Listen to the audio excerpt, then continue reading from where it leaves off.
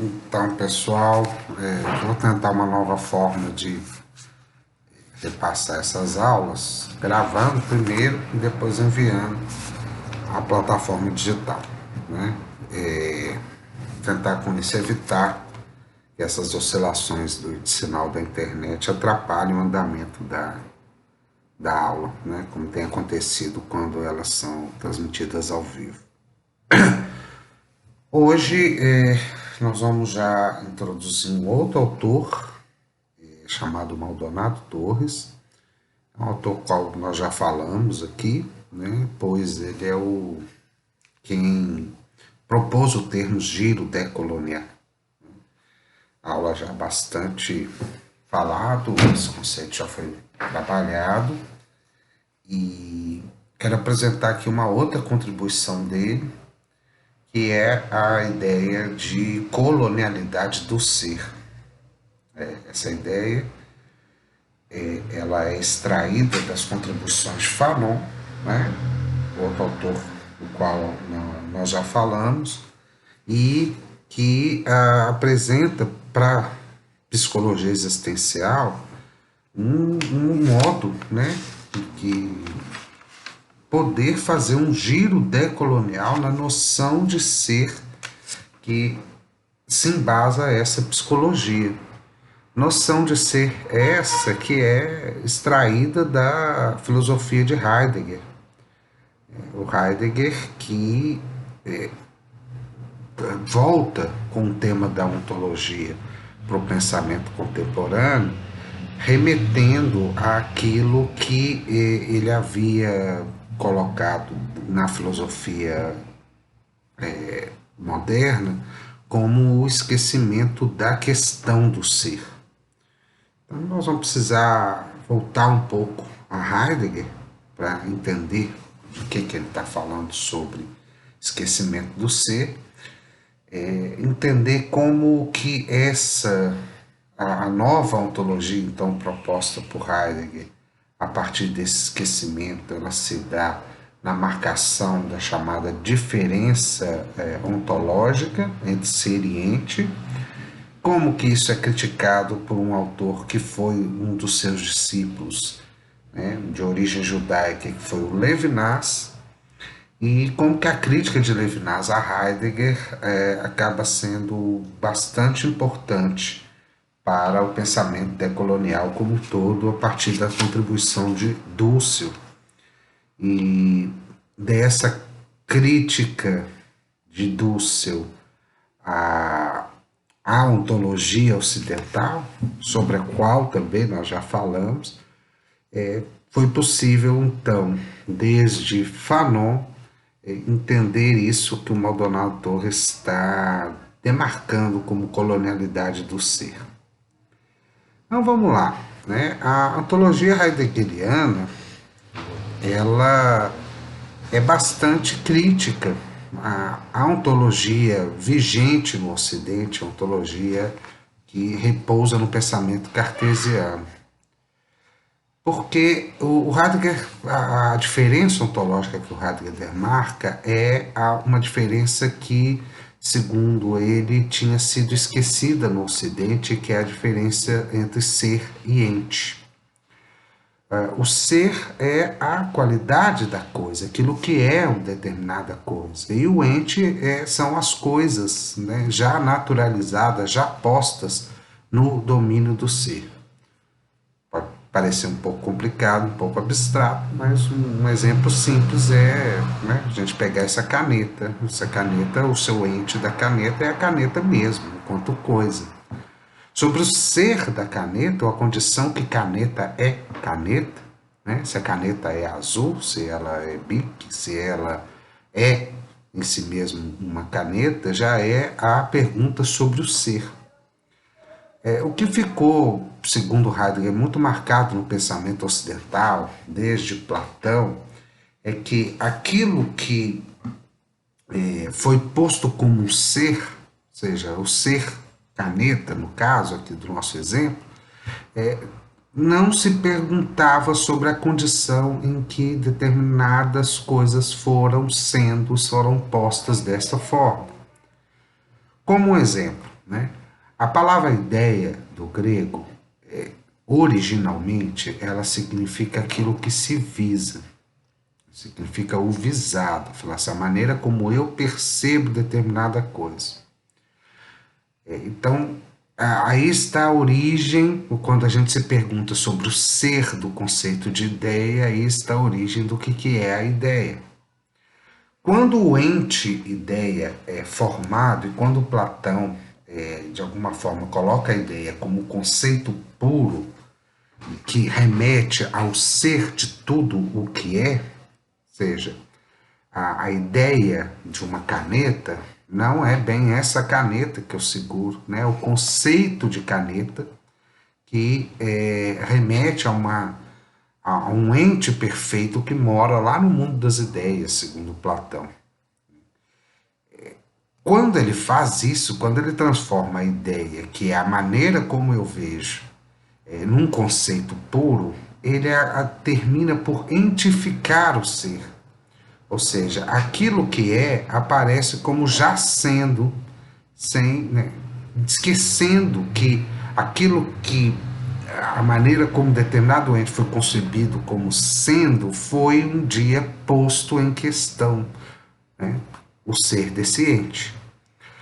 Então, da pergunta entre ente e ser, do apontamento dessa diferença entre ente e ser, que havia feito com que o pensamento ocidental caminhasse para a ideia do que ele vai criticar muito Heidegger, que é o chamado pensamento metafísico, ela acabou obscurecendo a pergunta sobre o fundamento de tudo o que é. Né? O fundamento daquilo que é acabou no pensamento vigente ocidental se tornando um outro ente, que seria Deus, nesse caso. Né? O Deus criato, o Deus dono do ser todo, o Deus que justifica toda a ontologia. E ele então quer revigorar essa questão. Né? Mas para que essa questão possa ser refeita, e sabendo da diferença entre ente e ser, ele entende que a questão do ser precisa ser reposta a partir da pergunta sobre um determinado ente.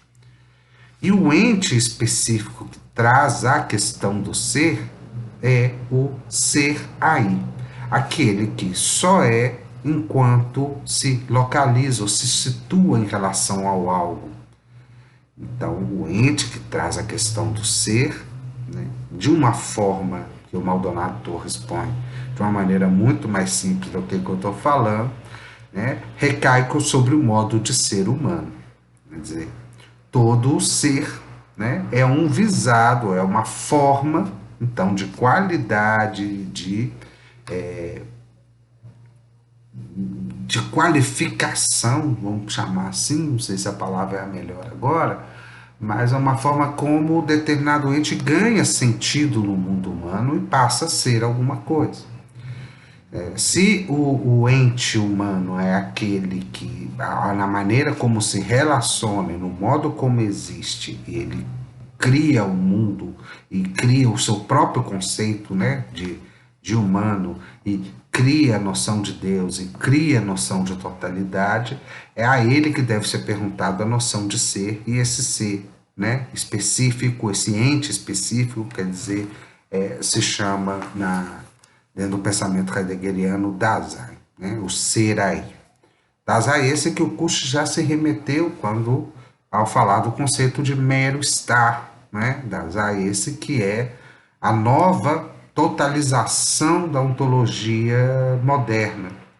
Ou seja, o Heidegger é um filósofo muito influente em vários campos da cultura, da filosofia e do pensamento moderno em geral, justamente porque ele vem revigorar as noções da ontologia, que há muito já haviam sido não postas, né, dentro do pensamento filosófico, retomando ao pensamento originário grego e recolocando a questão do ser.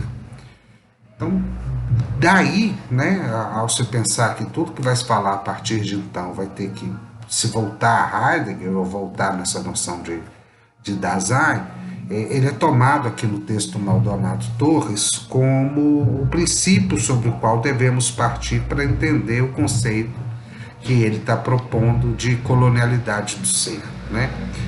Que, na verdade, ele não está propondo, ele está fazendo um levantamento de como que esse conceito já tinha sido utilizado até por Minolo, mas que toma um ponto de partida, um ponto de crítica.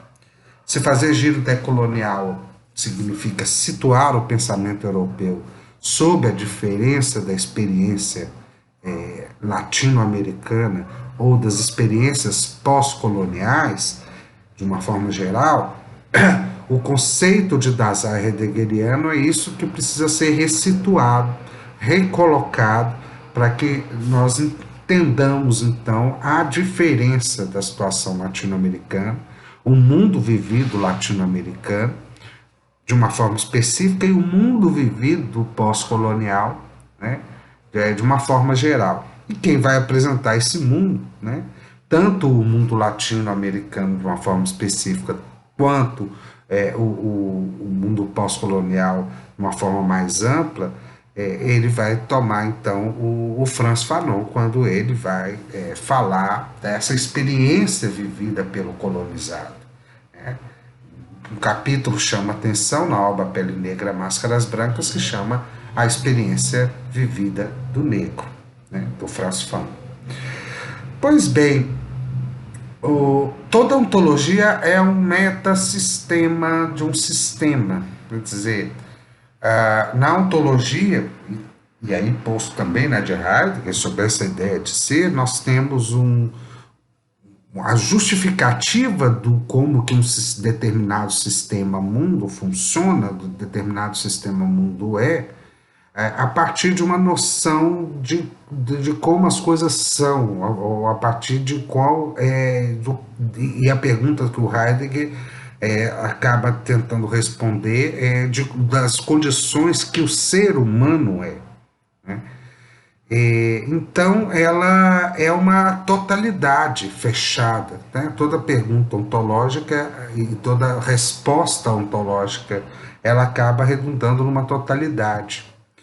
Totalidade é essa, a gente for pensar numa ontologia clássica, é Deus, né? Uma ontologia clássica ou moderna, né? No sentido mais tradicional, vigente, porque Heidegger foi um crítico à ontologia geral da modernidade de Descartes, mas isso redunda aqui, em Descartes, por exemplo, de que Deus é racional e que o eu penso, logo sou, requer também a ideia de que eu penso a partir de Deus. Então, Deus justifica, né, sobre seu ser todo o sistema.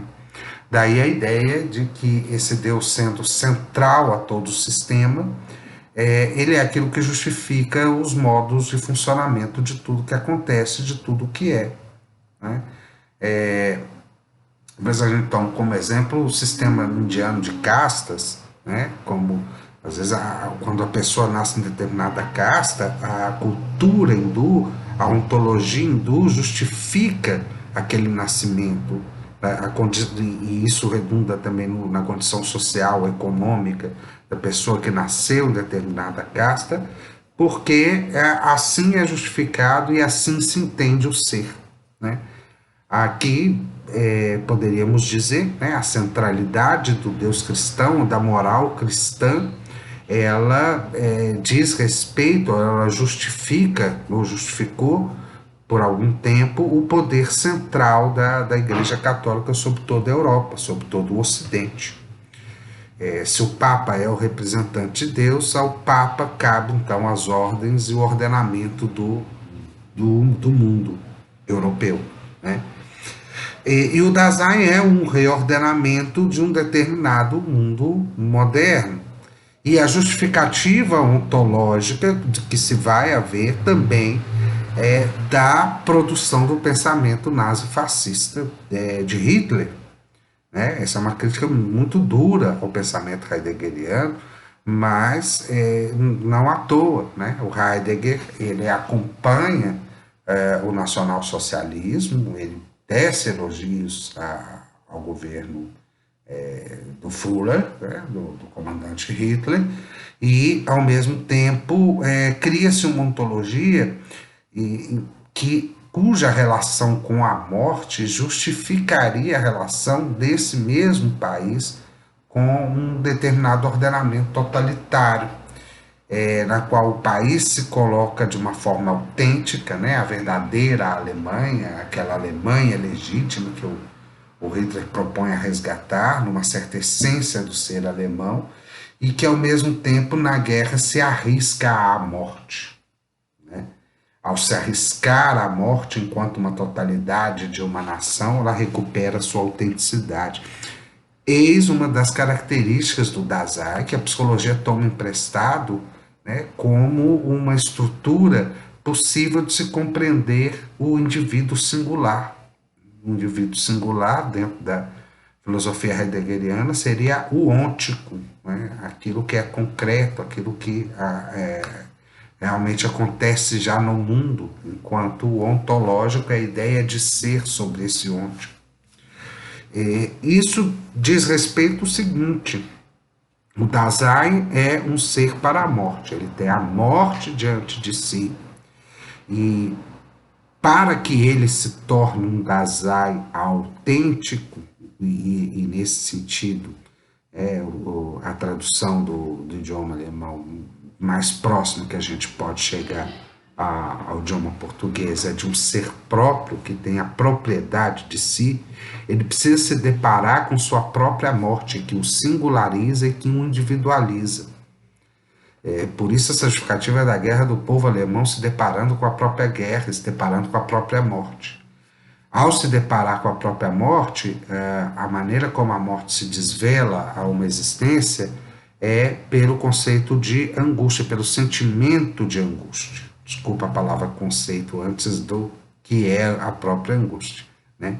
O conceito de angústia diz respeito ao sentimento que desvela o ser a sua qualidade da sua própria faticidade, ou seja, de que ele não é um ser necessário, de que ele não é um ser essencial, mas que ele só é, né, na condição de Dasein, enquanto face a si mesmo. Ser, no sentido heideggeriano, é fazer ser, é projetar-se para um futuro, para poder fazer-se da forma mais singular e mais própria possível. E é a angústia, é a vivência dessa angústia, a apreensão dessa angústia na existência mesma que me possibilita ser próprio. O Dasein inautêntico, ele tenta, segundo Heidegger, viver o mais longe possível da angústia, ou seja, o desvelamento do seu nada, o desvelamento daquilo que ele poderia não ser, para achar-se como sendo já alguma coisa pré-dada, né, sendo um ente.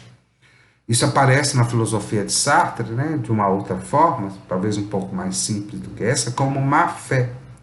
Né? O má-fé é quando determinada existência pensa que é alguma coisa já pré-definida, já pré-dada, pensa que, por exemplo, a essência precede a existência, enquanto na filosofia sartreana é justamente o contrário, a existência precede a essência. Significa que o ser humano não tem uma essência pré-determinada, ele cria-se a si mesmo, enquanto ele é pura liberdade, mas para ele se dar conta de que é ele quem cria a si mesmo, para que ele que projeta a si mesmo, ele tem que dar conta de que tudo que lhe colocaram como sendo, né, na verdade, uma contingência, em termos sartreanos, ou uma faticidade em termos heideggerianos. E para destituir ou esvaziar os sentidos de ser prévios que lhes deram, né, o Sartre tem uma ideia assim: não importa o que fizeram de nós, mas o que nós vamos fazer do que fizeram de nós, só a angústia pode esvaziar, né, essa ideia de que nós já somos alguma coisa pré-definida, ou que já portamos uma essência e um destino prévio. Na modernidade, alguns vão chamar o Heidegger, né, do grande autor da pós-modernidade, ou da modernidade tardia, não há nenhuma tradição, nenhum ser em que o humano possa se abraçar antes, nenhuma totalidade em que ele já se define previamente. Ele precisa se totalizar para si, ele precisa lançar-se no mundo, né, como um projeto de si mesmo, para que nesse mundo ele seja alguém. Olha, a gente lembrando aqui do Kush, quando remonta mesmo ao Dasein como a ontologia da modernidade, a ontologia do burguês moderno na cidade. Então vamos dizer, é humano sendo visto agora, né, nesse momento do século XX, no período entre guerras e pós-guerra, entre a Primeira e a Segunda, e no pós-Segunda Guerra Mundial, como alguém cujas tradições, cujo passado e cujo a teleologia do futuro, assim, qual o plano da sociedade para o futuro, está indeterminado, está em aberto. Né? A fenomenologia existencial ela vem demarcar esse sentimento europeu desse período, porque é um sentimento em que as tradições, os laços comunitários, os laços da sociedade consigo mesmo, né, vão ser bastante frouxos, vão estar afrouxados, às vezes destituídos mesmo pela guerra, gerando um sentimento de, sim, vazio, angústia, né, e, portanto, o que fazer, qual é a saída frente a esse sentimento, senão a liberdade e o projetar-se de cada um como próprio.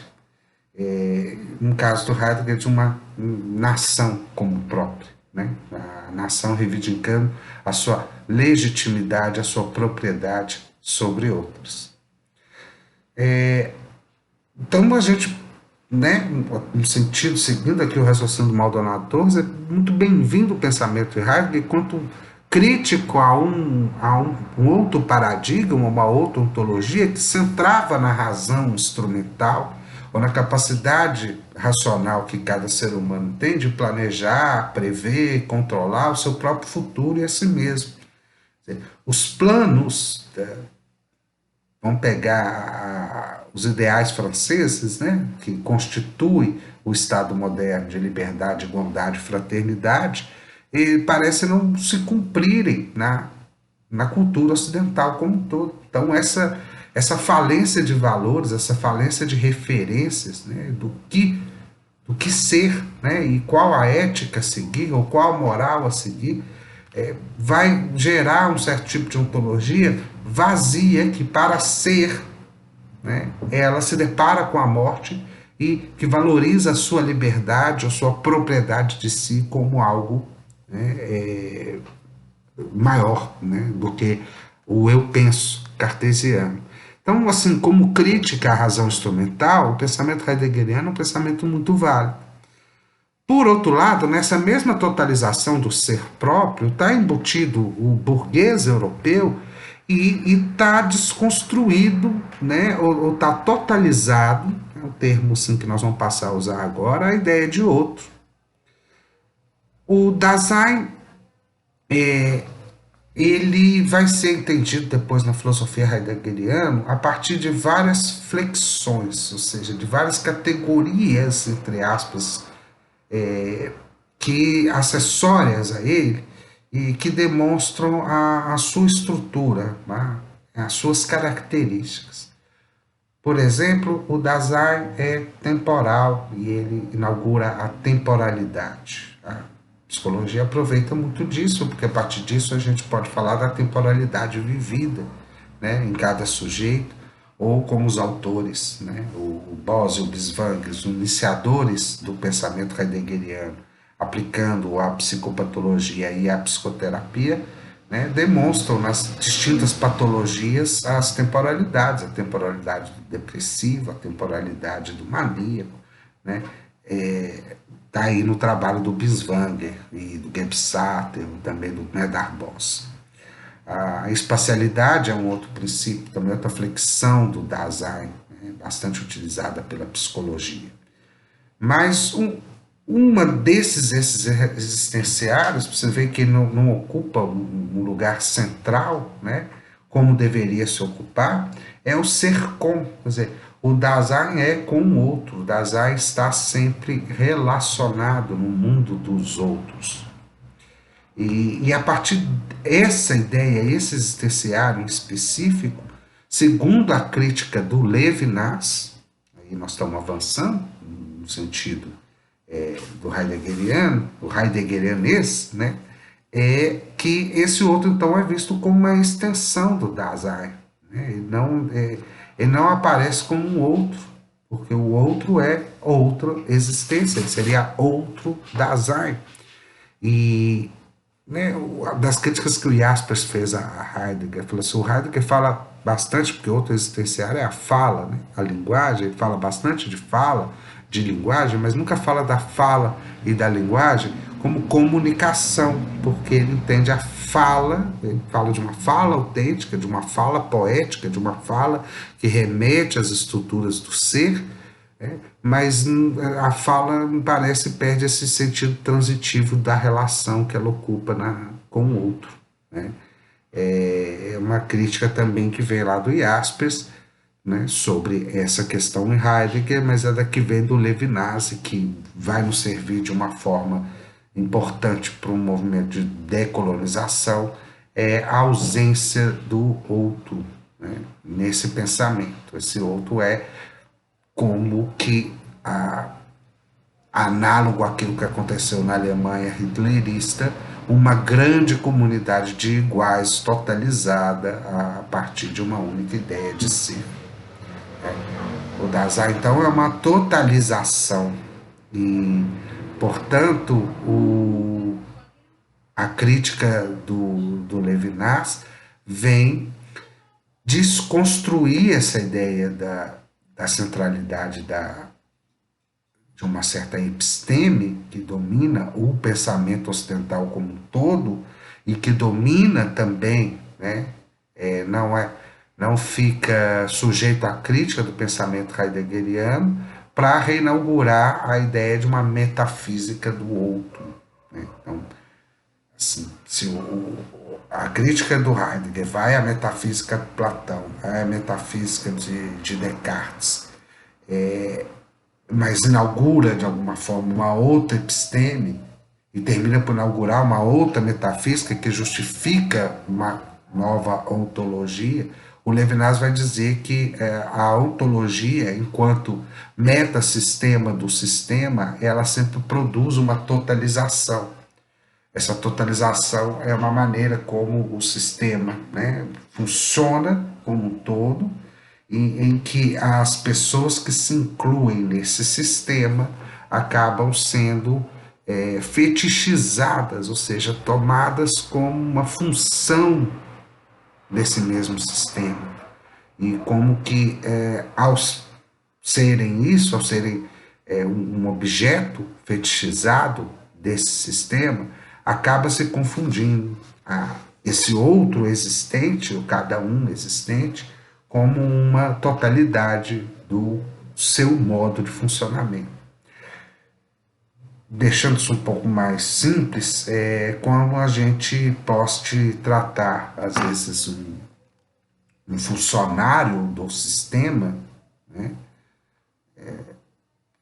um chofer, uma pessoa que lida com material reciclável, pelo nome da sua profissão, como se aquilo dali fosse a própria pessoa. Quer dizer, enquanto chofer, professor, estudante, etc., nós somos parte de um sistema, da totalização do sistema, mas isso não é o nosso ser, né? O nosso ser é exterior a isso. Então a noção de exterioridade, Levinas, ela ganha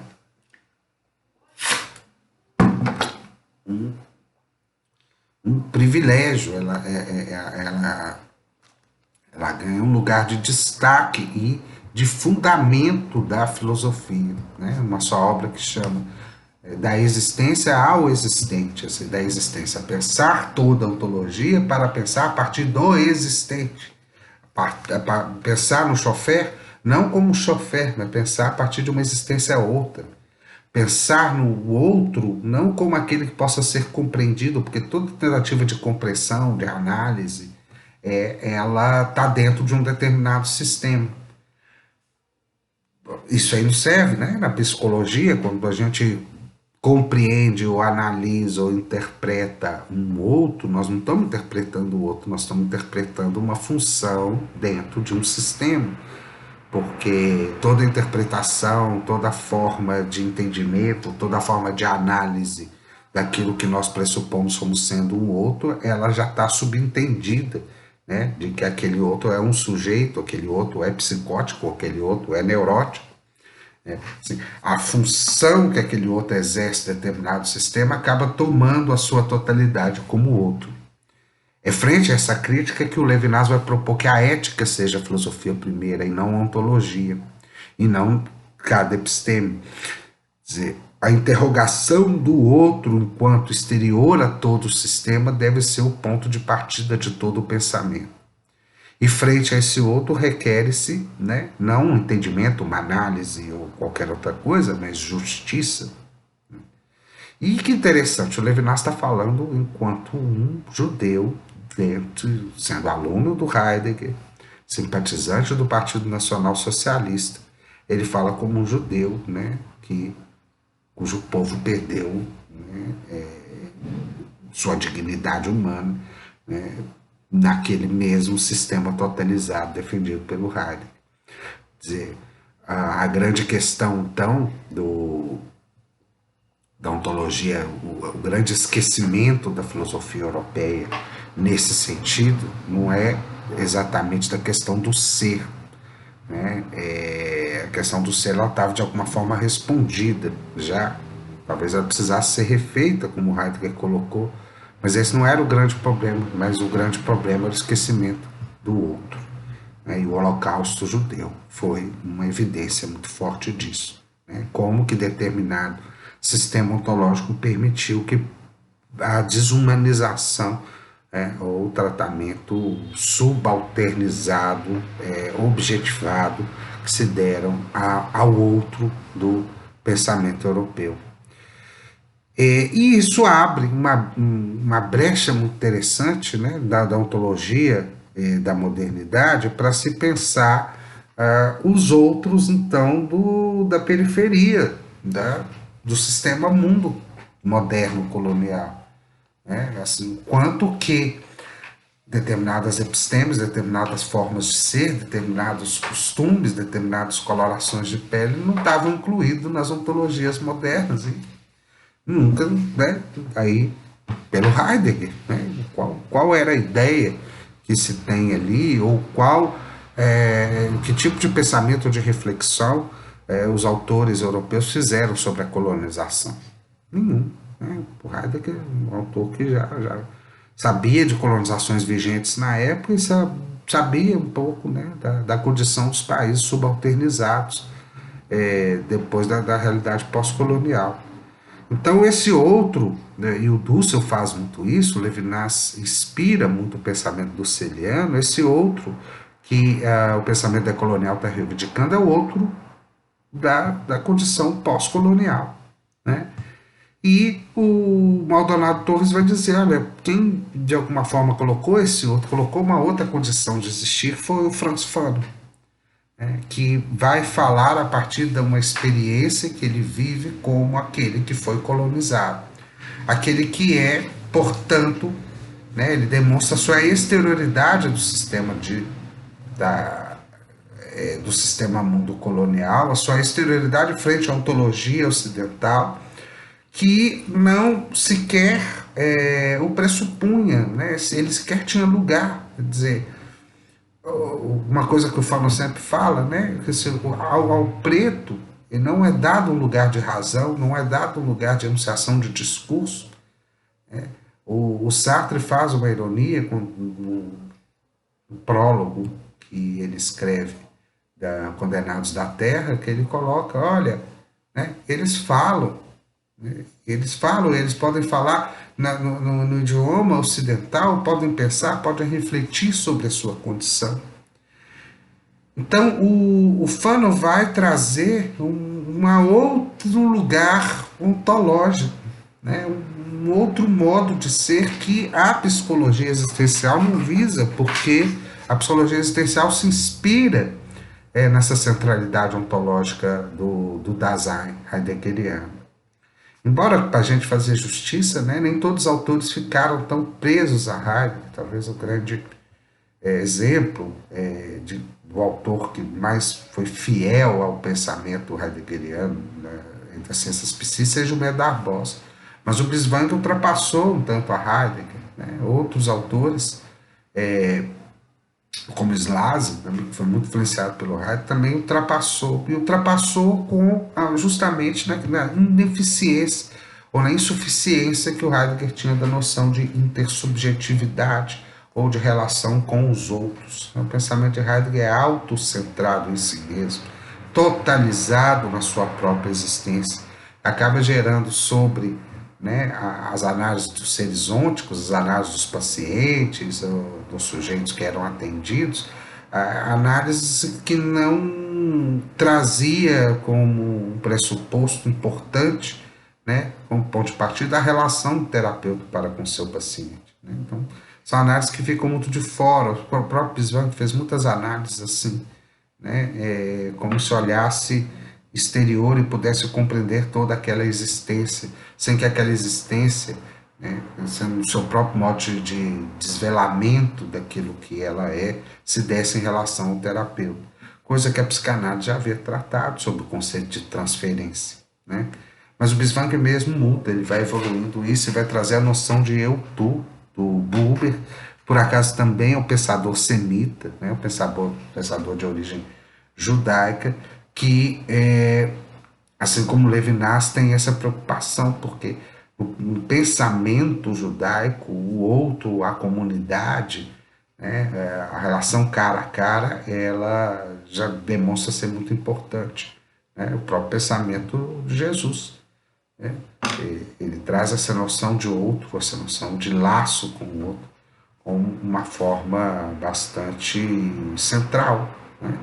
E o Levinas quer isso, ele quer destruir a filosofia que não, europeia, autocentrada, epistêmica, com base na ontologia, para trazer um aspecto muito importante para o judaísmo, que é a noção de outro.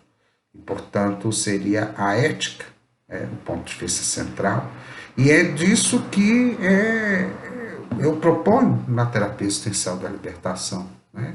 Que não seja exatamente a compreensão, uma certa teoria para que a gente compreenda, analise, encaminhe, diagnostique o outro, mas uma teoria que nos esvazie, né, dos pressupostos ou dos metasistemas que temos sobre o outro, construídos com base nas nossas teorias, né, que nos esvazie disso para que o outro nos apareça em analogia, para que o outro possa falar e tenha o seu lugar, né, de reivindicação, de vivência, de subjetividade própria, né, não seja uma extensão do meu conhecimento sobre ele.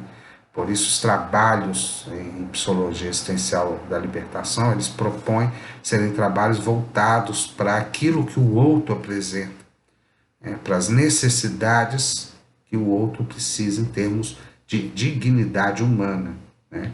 E não a necessidade que está dentro de uma teoria ou que está dentro de um sistema, do que seria o mais saudável ou mais patológico que nós apresentaríamos para ele. Mas isso vai ser melhor debatido em outras aulas. Então, nesse sentido, né, o Fanon ele vai possibilitar que seja apresentada uma nova condição de ser a partir da vivência do colonizado, a que o Maldonado Torres, né, vai tomar emprestado o conceito de damné.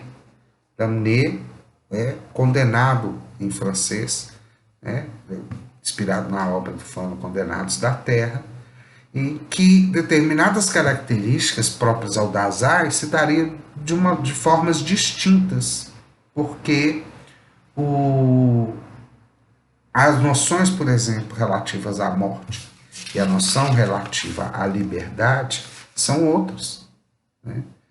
E isso eu trabalhei também no livro Terapia Existencial da Libertação, assim, até demonstrando de uma forma ainda, né, bastante preliminar, como seriam os existenciários postos, né, para o Dasein, justificativa ontológica da modernidade europeia, na relação do Daminet.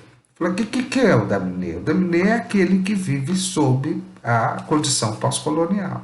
Aquele foi colonizado, tem uma vivência ancestral desenraizada, foi condenado à exploração, condenado à escravidão, né, condenado a um futuro incerto, que não está mais aliado à sua tradição, à sua comunidade, mas um futuro incerto frente à perspectiva, né, do que o europeu apresenta como civilização, em termos cristianos, um futuro incerto na cidade, né, quem vai ser, então se inaugura aí uma espécie de cidadania precária, né, e ele é constituído basicamente por uma diferença que acontece na modernidade colonial, ignorada pelo pensamento heideggeriano, que é a noção de raça, né? A noção de racialização, ela acaba atingindo a ideia de humanidade do outro, né? O pensamento de Heidegger dá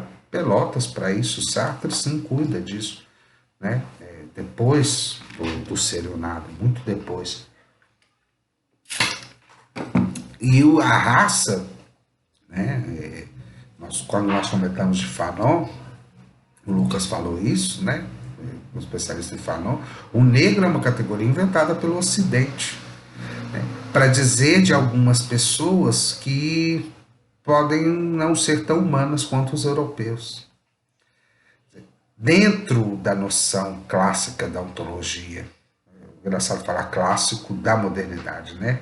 Se a gente pensar que o Heidegger é um pós-moderno, então vamos pensar que é a modernidade, a ontologia moderna do cartesiana, em que ela traz embutido a ideia de que aquele que não pensa como o europeu, aquele que não pensa a partir da razão instrumental, ele também não é, porque o ser está definido pela capacidade de pensar. Né? Penso, logo sou. Então, aqueles que não pensam são aqueles que não conquistam, porque o pensamento, a razão instrumental, ela está ligada à ideia de domínio, ela está ligada à ideia de conquista, ela está ligada à ideia da manipulação dos entes naturais. Esses entes naturais, então, são subalternos à razão. Né? O sujeito faz do mundo um objeto, ele objetifica o mundo. E com isso ele objetifica corpos, e com isso ele objetifica a natureza, então ele objetifica aqueles que ele domina, e aqueles que são dominados logo não são tão, né?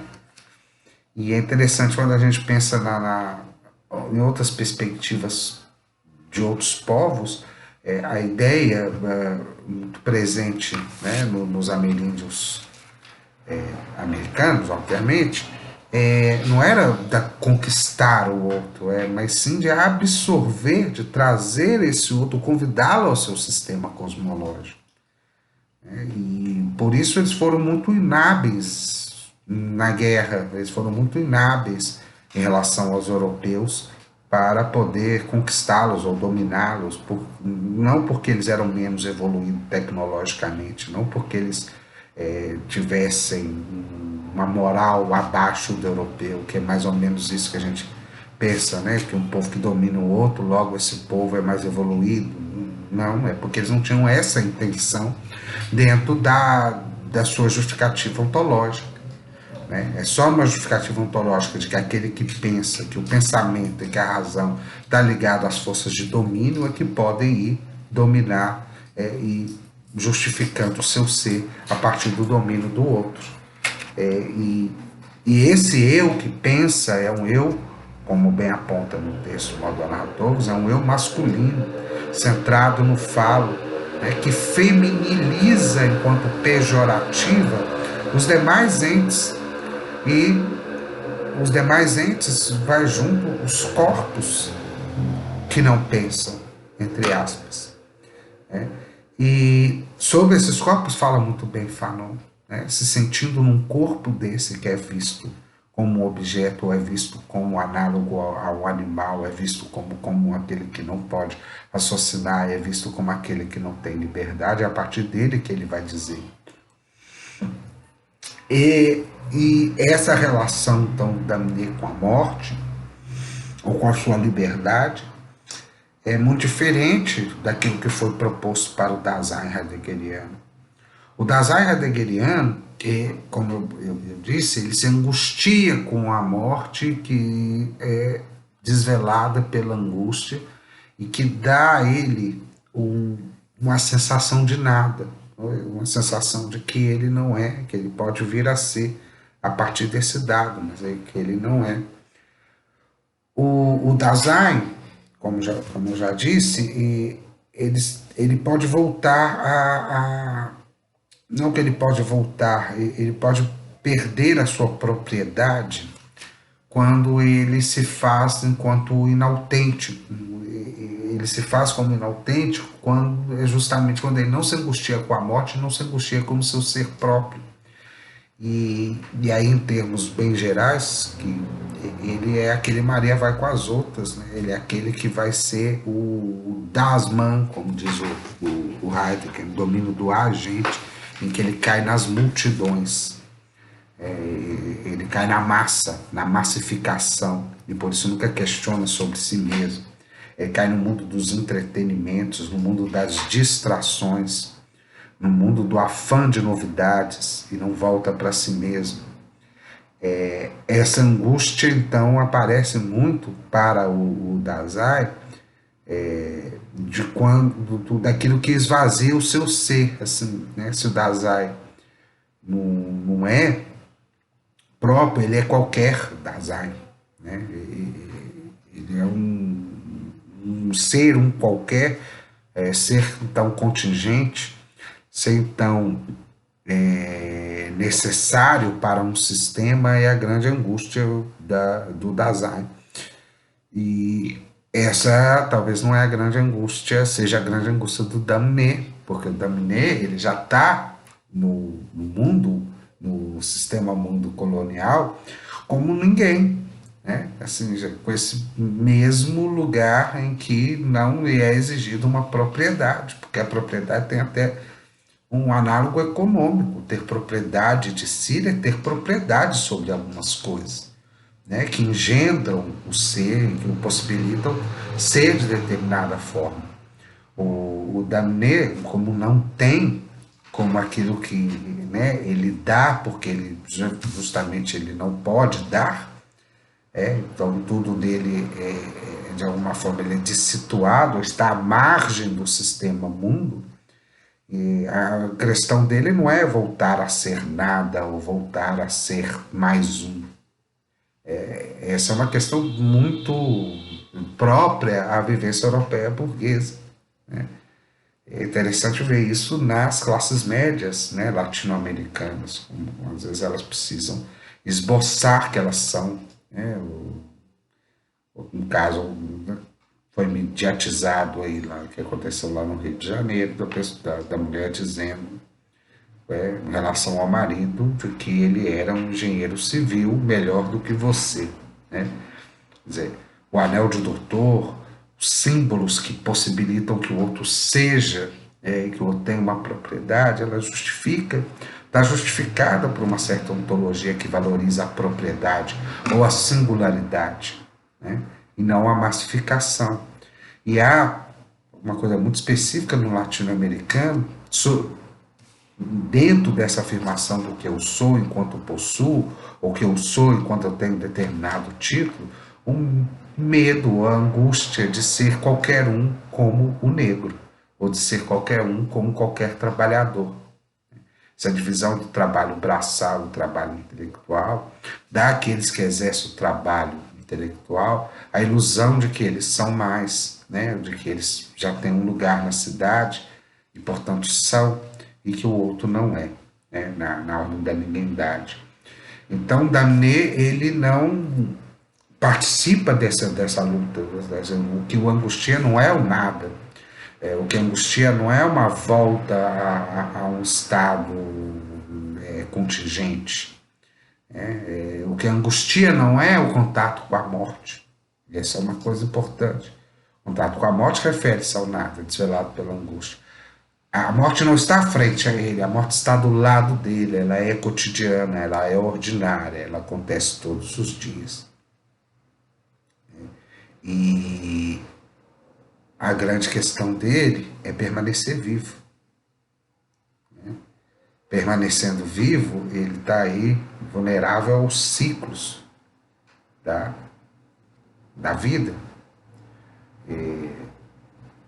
Lembra um pouco, né, o que o Kush estava dizendo, tanto que eu falei que eu ia fazer essa conexão entre o Kush e o Maldonado Torres, mas é essa ideia de que o mero estar mais próximo aos ciclos vitais, a ele, o propósito da vida, para ele acaba se tornando o viver.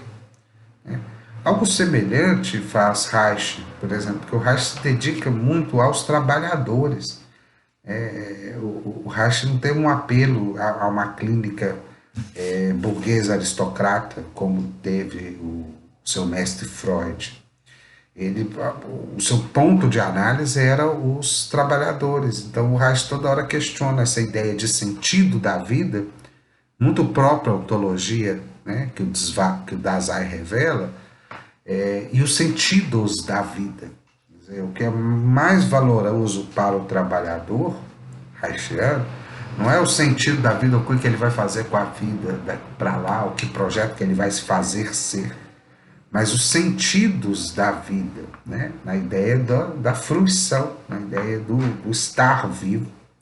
E a luta, então, que ele trava é permanecer vivo. Se a gente for aí fazer uma analogia com aquilo que o Sartre fala, né, no Ser do Nada, o homem é condenado a ser livre. No caso do Damné, nós estamos falando de quem é condenado a existir, condenado a estar, simplesmente. Não é uma existência que se angustia com a sua liberdade, é uma existência que se depara com o fato de que ela mesma, para ser, ela precisa continuar. A grande pergunta não é o que fazer com a existência, a grande pergunta é por que continuar. É por isso que o Fanon fala, né? Não há questão, para mim, potência de ser, falta de ser, projeto de ser. Né? A minha pele, o meu ser negro, ele é aderente a si mesmo. Na minha pele eu já sou. Aquilo que o Sartre coloca, né, que a diferença entre o para si, o ser da liberdade humano, e o em si, que é o ser da não liberdade, é que o para si não tem um ser já dado para ele mesmo. Né? Mas ele está falando da experiência burguesa. Né? Na experiência burguesa tem algo a se construir, tem algo a se fazer no futuro. Enquanto na experiência do condenado já tem algo que é dado. Né? Então não tem esse nada aberto de que falam tanto na filosofia ocidental, que inspira a psicologia existencial, mas já tem um ser dado como negro, já tem um ser dado como índio, já tem um ser dado dentro de uma condição marginal. Na própria ninguémdade da cidade, ela traz paradoxalmente, né, uma essência, né, de que aquele negro que é um ninguém na cidade é negro. E é a partir disso que ele responde aos dilemas da sua vida. Por exemplo, manter-se vivo. Porque a condenação é uma luta constante contra a morte. A morte que se torna, nas regiões periféricas, à margem das cidades latino-americanas, não algo que está adiante, ou algo não ordinário, ou algo que se desvela nas vivências da finitude, ou algo que se desvela numa perda, ou algo que se desvela no ciclo vital. A morte é ordinária. Ela se dá todo dia como guerra. Essa guerra constante da cidade contra a sua periferia. dessa guerra constante, né, dos brancos contra o excesso, né, de pretos não trabalhadores. A maior ameaça ao sistema, maior outro do sistema, segundo Dussel, é um outro livre do trabalho assalariado, né? Porque ele foge às fetichizações, ele é uma exterioridade absoluta, o que o sistema chama os vagabundos, né? Esses que não têm lugar nesse sistema. Esse excesso precisa, para o bem do sistema, ser eliminado. O seu rosto, enquanto exterioridade do sistema, enquanto aquilo que desvela a sua condição possivelmente livre, como os demais, precisa ser oprimido, né? Transformado numa máscara. Daí entra toda uma estética do centro, uma estética do sistema, né? Que diz o que é o belo e o que é o feio, conforme a raça. Diz o que é perigoso, o que é menos humano, conforme a raça. Então, o que se inaugura agora, se a gente for pensar que há uma diferença ontológica no Heidegger, apresentada no Heidegger, entre o ser e o ente, nós falamos dela, e em Levinas, entre o ser e o outro, né? Agora se inaugura uma outra coisa com Fanon, segundo o Maldonado Torres, entre o ser e o subser, que é a condição do condenado. O condenado se relaciona com o ser, ele vive, né, sob a opressão, repressão, né, o genocídio constante do ser. Mas, então ele se apresenta como algo entre o ser humano e não ser humano. A grande questão que se inaugura com o racismo é a humanidade do outro. Então, isso ultrapassa um pouco já a Levinas, né? E o Dussel, em diálogo com Levinas, apontando esse problema da América Latina, o Levinas respondeu a ele e falou: isso é um problema que vocês têm que ver. Mas aí eu estou cuidando da minha questão, né, judaica, cuidando do meu povo. Então, se vocês querem cuidar do povo de vocês, que vocês cuidem. Tampouco Levinas era aberto a toda a alteridade, né, mas ele estava respondendo ao problema da alteridade do povo dele em relação ao europeu. Então, cuidemos nós da nossa alteridade, né? Ou cuidemos os outros do sistema moderno colonial dessa alteridade. Isso tem um impacto no tratamento clínico, né? Um impacto naquilo que nos chega como queixa, como demanda, né, dos outros marginalizados, dos outros que não são, né, ou do subser do sistema. E uma delas é muito evidente, assim, quando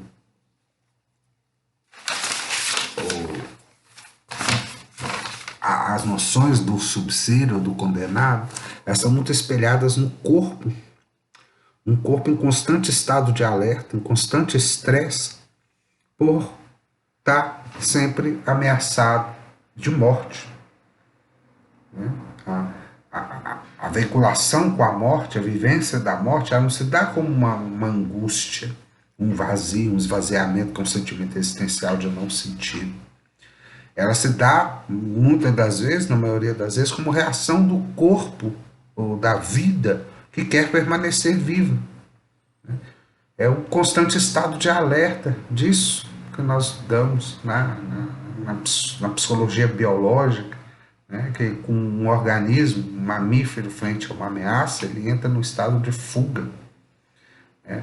Ou ataque.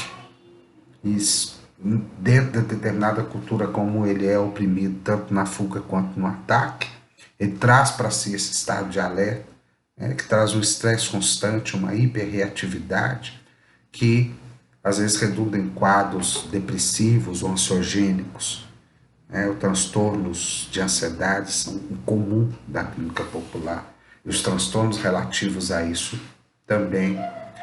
E também as criações, aqui no meu livro eu falo de um caso, né, de uma senhora, em que o seu delírio de alguém que perdeu todos os filhos na guerra do narcotráfico, era aquilo que a mantinha, era aquilo que, se tratado, poderia não trazer mais sentido para o seu mundo, e aí ela totalmente se desfaleria.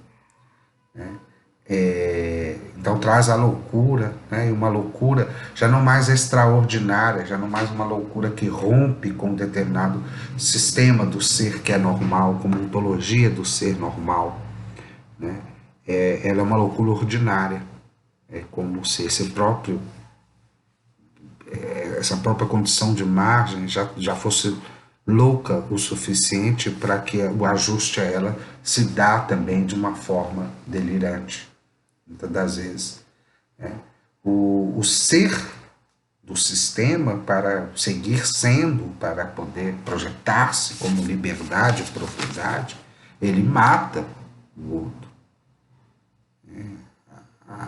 A propriedade em si é algo necropolítico nesse sentido, porque é a expansão de si para fora, né? A expansão de si como um grande território que tudo abarca e totaliza. Os outros, que são os obstáculos, eles acabam sendo oprimidos quando demonstram o seu rosto, pela disciplinização do trabalho, né, pela forma do seu comportamento, pelas normas que são impostas do centro para a periferia, né, reprimidos quando aparecem como corpos não tão dóceis, né, para utilizar o linguajar do Foucault, né, e mortos, como se mostram como corpos também dispostos ao enfrentamento, né, à luta. Luta essa que requer, para alguns, uma última guerra, né, uma guerra pela reivindicação desse condenado como parte integrante do sistema. Um sistema esse que precisa se romper, ou seja, ele precisa absorver de alguma forma, de um modo dialógico, esse outro. E é o que propõe o Henrique Dussel, que o Maldonado Torres também cita nesse texto, né? As distintos modos de ser e de vida, de ontologias, elas precisam ser dialogadas. Porque junto à colonialidade do ser, tem uma colonialidade do saber, que é muito importante, uma colonialidade de poder, né, que as duas são atravessadas por uma coisa só, que se espelha no ser.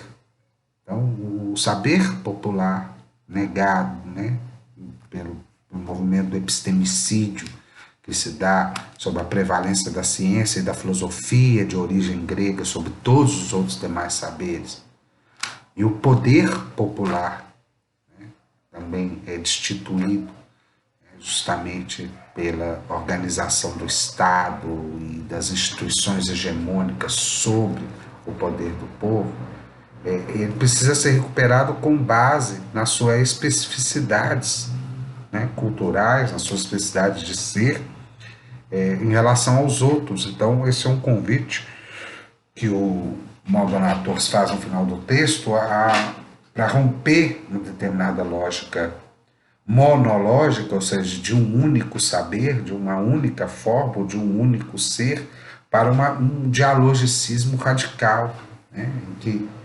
distintas culturas, distintos povos pós-coloniais possam se colocar sendo como rosto, e o sistema seja capaz de não absorvê-los e totalizá-los, como fazem com o folclore, né, como fazem com colocam lá o preto no lugar de artista, como fazem como o índio como lugar de vendedor de artesanato, né, mas rompido mesmo para que outras formas de ser também caibam nele, né? Isso seria o plano da transmodernidade. E para isso, talvez precisamos de uma única guerra, como diriam os zapatistas, né? De uma última guerra para que não haja mais guerras. porque a totalização do sistema é muito forte, o ser é muito forte.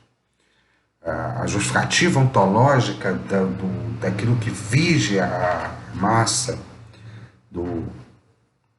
da população, né, no centro, não popular, né, mas a população que é formada lá, os cidadãos da cidade e os organismos de poder que justificam o sistema, eles podem, acho que isso tem acontecido, o Dulce fala que isso tem acontecido, eles são minados de algum modo, né? É drenado um pouco o seu poder na medida em que os outros rostos e os condenados mostram a sua cara, o seu poder, a sua subjetividade, a sua vida, né? Colocam seus corpos a serviço de si mesmos, né? Enquanto liberdade, mas o seu centro ainda é inabalável. Há, né, uma responsabilidade muito forte para nós psicólogos, né, em valorizar esses rostos, as suas vivências, as suas especificidades, enquanto seres humanos em condição de justiça com os outros, né. Acho que em termos muito práticos, né, cabe uma praxis extremamente, prioritariamente, vamos dizer, se a gente pensar em Levinas, pensando não na teoria como princípio, mas na ética como princípio, o que deve reger a nossa praxis, então, é uma ideia antirracista e libertária, antes de tudo. E aí o que nos guia não é a compreensão, o diagnóstico, o encaminhamento, mas o que fazer para libertar o outro, para que o outro tenha lugar no sistema. O que fazer com aquele outro que nos chega para que as suas potências, a sua liberdade, aquilo que o faz humano seja acolhido, reconhecido. Porque a compreensão, né, tomamos um exemplo, uma criança oprimida na instituição escolar, que não aprende, ela pode ser encaminhada lá para um psicodiagnóstico que vai justificar, a partir de determinadas teorias, a partir de determinados sistemas, o lugar que a escola, que a sociedade já colocou. Ou nós podemos compreender uma pessoa em sofrimento mental no mesmo lugar em que o sistema já colocou a partir de um diagnóstico. O nosso foco não deve ser analisar, compreender, entender, explicar. Segundo o que se propõe na terapia existencial da libertação é libertar, porque tanto os sintomas quanto os diagnósticos, tanto aquilo que se apresenta em determinadas organizações, instituições, inclusive a nós mesmos, né, devem ser lidos como opressões, né, do ser em relação ao estar vivo de cada um.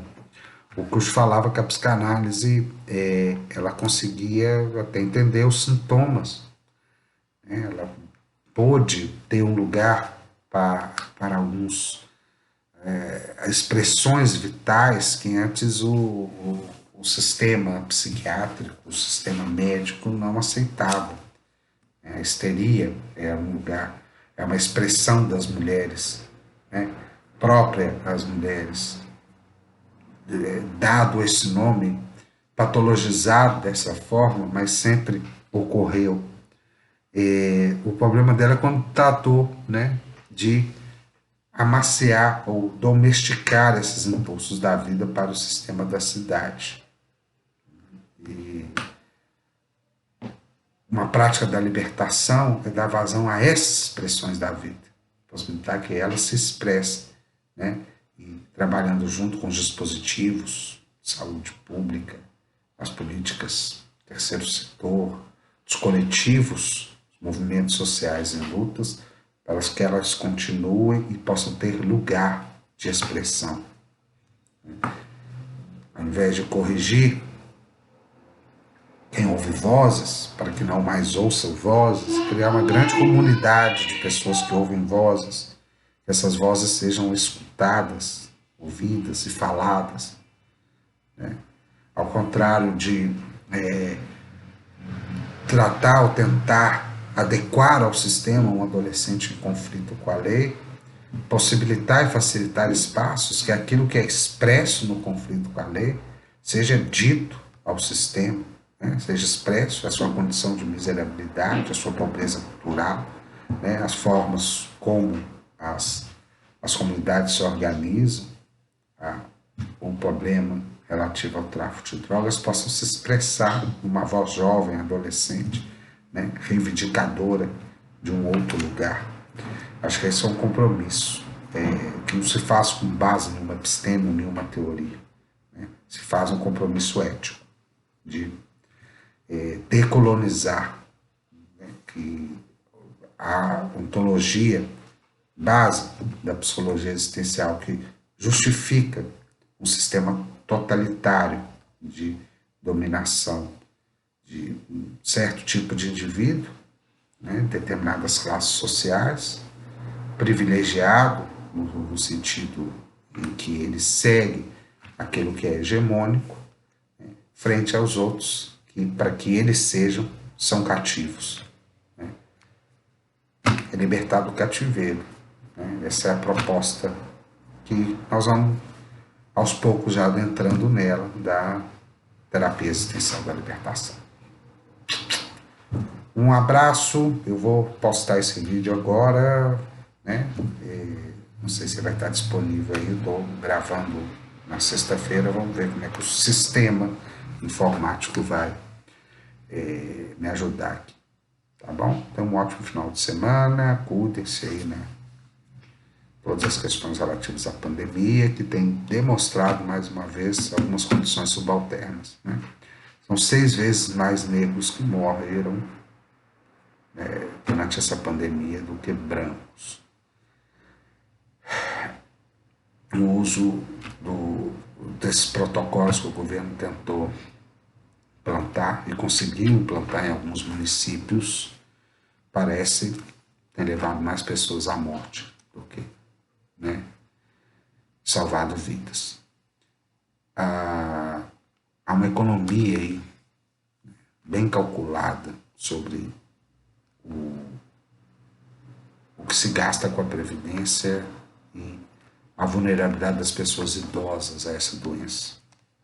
Se você pensar, nós estamos vivendo uma coisa muito terrível, né?